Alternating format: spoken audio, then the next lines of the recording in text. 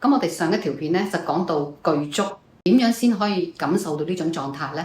具足咧就唔係你再拼命咁樣去追，而係做少少嘅轉變，少啲同人比較，人哋嘅人生只係參考，唔係標準答案，少啲資訊轟炸，外邊嘅噪音太多，自己會亂，多啲接納而家嘅自己，唔完美冇所謂，呢個就係你成長嘅一部分。每日俾幾分鐘靜落嚟，沖杯茶，散下步，深呼吸，其實都可以令你同自己再連結返。生活唔一定要加加加，有時候係減減減，反而會更加快樂啲。